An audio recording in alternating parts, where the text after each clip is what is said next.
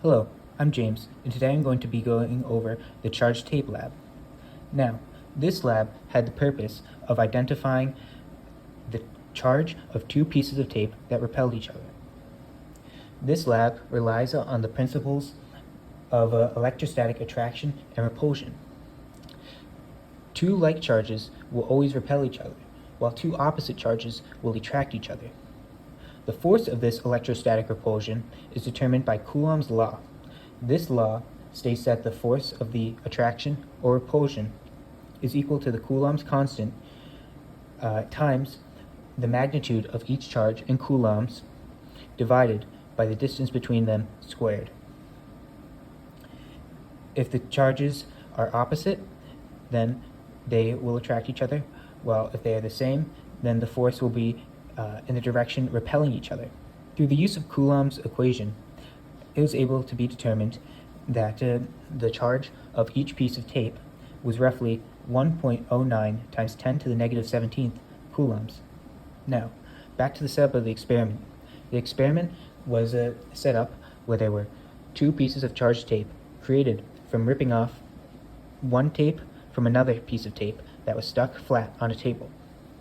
The two pieces of tape have the same charge and were 20 centimeters long. One piece of tape was placed on between two notebooks, while the other piece of tape was brought underneath it. It was measured that once the tapes repelled each other, overcoming the force of gravity, this was when it was said that the force of electrostatic repulsion was equal to the force of gravity in magnitude. The system was the two pieces of tape, which in this lab will just be regarded as point charges, and nothing else besides the force of gravity also interacting. This force of gravity was calculated to be about 0.00196 newtons for each piece of tape. Of course, it's only the top piece of tape that's really being looked at for this experiment, as the bottom piece of tape is being held up. As previously stated, the tapes are each 20 centimeters long. Now, it was recorded that the tapes repelled each other, overcoming the force of gravity once there was 1 centimeter between them. The magnitude of the electric force on the top tape at this point was thus roughly equal to the force from gravity. However, instead of acting downwards, it acted upwards. For the function of the code, I used the two independent variables of the charge tape on the top and the charge tape on the bottom. The positions of each of these were used to calculate the distance between the 2 point charges in this model.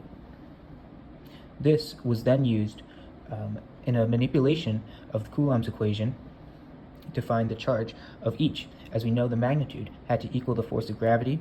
We knew the Coulomb's constant, and through this beginning equation, we knew the distance between the two.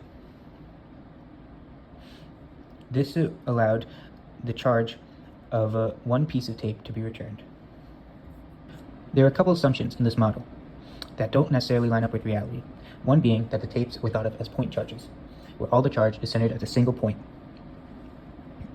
Another assumption is that each U-shaped piece of tape had about the same amount of charge, evenly distributed along the length of the tape, and they were held perfectly parallel to each other. Lastly, it was also assumed that 1 centimeter was accurate.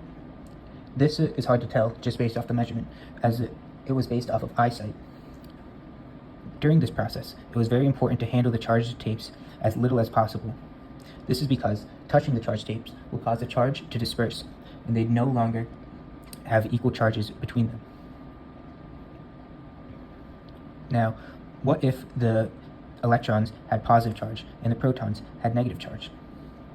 This wouldn't really change the observations made between the two tapes, as the tapes would still have the same charge as each other and still repel. However, this would change the interactions with other objects.